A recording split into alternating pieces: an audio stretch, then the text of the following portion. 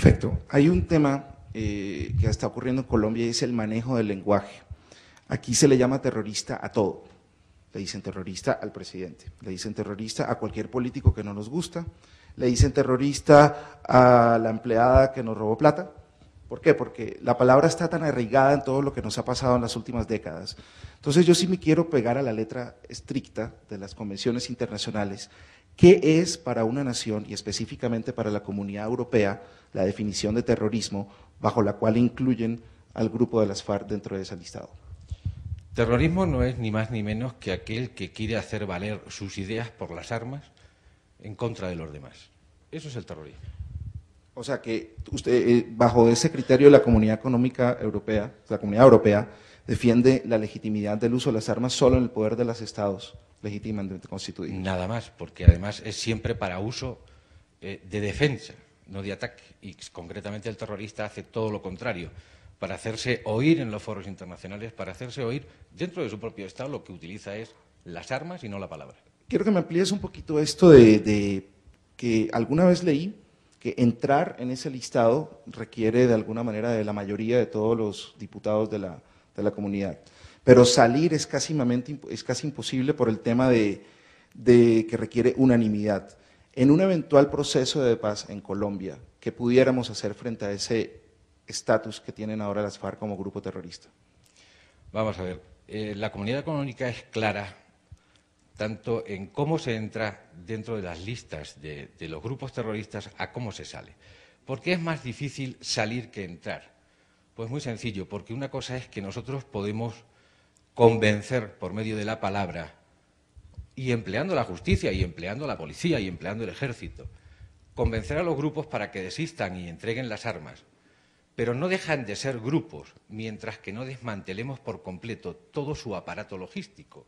Y hablamos de aparato logístico en el empresarial, el económico, las relaciones internacionales, las relaciones entre grupos terroristas, entre países, porque es muy fácil, además es sabido, igual que ETA ha venido muchas veces a Colombia, o el IRA vino a Colombia a entrenar a grupos armados, que no dejan de ser grupos terroristas, porque además vienen a ser entrenados por otros terroristas. Por eso es muy difícil salir, mientras no se acabe con ese... Pensemos en el momento en que definitivamente sí hay una mesa de negociación, bajo las condiciones que, pues, individuales de cada país, en este caso Colombia, estamos a puertas de que eso se dé. En España, ETA al final se convirtió o no se convirtió en un partido político. Sí, ¿Cómo hacemos la transición entre grupo terrorista, una estructura que se ha desmovilizado y firma un tratado de paz, y luego lo que le espera hacia futuro? O sea, ¿ves viable en un país como Colombia, desde tu óptica de ETA y el partido de Batasuna en España, de que aquí el grupo de las FARC al final pueda ver viable su lanzamiento como grupo político? Sí, verás, y además es fácil, pero para empezar siempre lo primero que hay que concienciar es a la población. Porque cuando hablamos de la percepción de la seguridad o de la inseguridad, eso los gobiernos lo miden por los ciudadanos que tienen más o menos miedo a lo que está pasando a su alrededor. Con el terrorismo es exactamente igual. Si queremos realmente hacer una mesa de negociación donde se entreguen las armas, no solo las armas, vuelvo a lo mismo, en una mesa de negociación hay que poner todo encima de la mesa. Hay que poner armas, hay que poner empresas, hay que poner dinero, pero hay algo importante que la población tiene que empezar a ver, que todo aquel que se desmoviliza no solo debe de entregar las armas, sino debe de denunciar a aquellos que los ampararon con el paraguas político, que eso es lo que no se hace y se trata de ocultar. Si vamos a negociar, negociemos todo.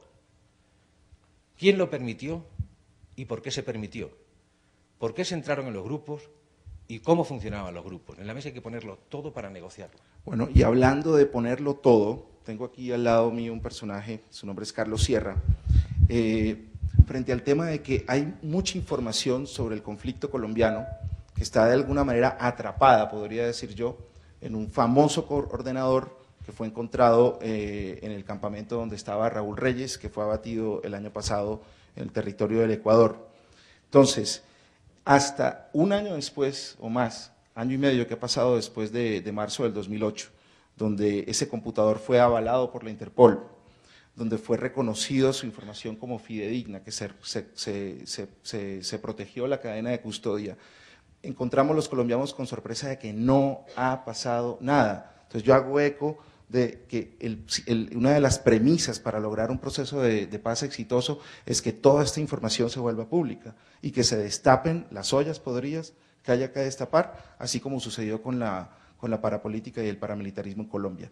¿Qué está pasando con ese PC de Raúl Reyes? ¿Por qué no caminan los procesos? ¿Dónde está la FARC política? Infortunadamente la información que proviene de los computadores de Raúl Reyes ha salido muy lentamente. Yo creo que es tal vez una política del gobierno de tener una información para poderla utilizar en la medida en la que va necesitando. Sin embargo, hay mucha de esa información que ya ha salido en medios de comunicación. Alguna todavía no ha sido publicada, pero se conoce en algunos ambientes. Y es por eso que he querido, en nombre del Centro de Análisis Sociopolíticos, traer hoy algunos de esos correos para que los veamos, los analicemos. Me voy a permitir hacerme por allí para… Perdóname, gracias. Nadie es un secreto que Chávez no está comprando armas, helicópteros, aviones de combate para enfrentar a Estados Unidos. Eso, por supuesto, no tiene ningún sentido. Pero hoy no vamos a hablar sobre la carrera armamentista en la que está Chávez y su repercusión para Colombia, ni vamos a hablar sobre los repetidos insultos que Chávez exterioriza contra Colombia y contra su gobierno, sino nos vamos a concentrar en eso que proviene de los computadores de Raúl Reyes y que a todas luces nos muestra el dibujo de ese proyecto continental que es el socialismo del siglo XXI y cómo repercute en otros países de Latinoamérica, no solamente en Colombia. Es entonces cuando nos preguntamos hacia dónde apunta, no solamente Chávez, sino este proyecto del socialismo del siglo XXI. Y vemos en esos correos que provienen del computador de Chávez, ¿cuál es realmente el objetivo? Ese es un proyecto continental, no es solamente las FARC. Las FARC es solamente un brazo de ese pulpo, del cual otro brazo también es Chávez, y seguramente Ortega y Correa. Y es todo lo que conforma ese proyecto que, de acuerdo al mismo Tiro Fijo, él comentaba que era vital ese vínculo con Chávez, con Ortega, con Correa y con Evo Morales.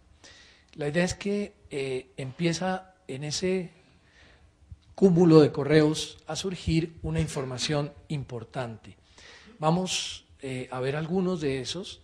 Inicialmente, septiembre del 2006, lo dirige Raúl Reyes a Tiro Fijo. Dice, en una nota enviada al secretariado, explicó sobre la ayuda entregada a la campaña de Rafael Correa, de acuerdo con su instrucción. El coronel anunció volverme a visitar la próxima semana con la finalidad de explicar los resultados electorales y la estrategia para la segunda vuelta. Vemos ahí empezar el tema electoral y los apoyos en dinero que provienen de Hugo Chávez a las campañas de estos otros presidentes de algunos otros países de Latinoamérica. Más adelante dice, el secretariado está de acuerdo en proporcionarle la ayuda a los amigos del Ecuador. La propuesta mía fue la suma de $20.000, el Mono Jojoy propone 100.000, ofrece 50.000, me autorizó para conseguirlos. Esto se lo dirige Tiro Fijo a Raúl Reyes.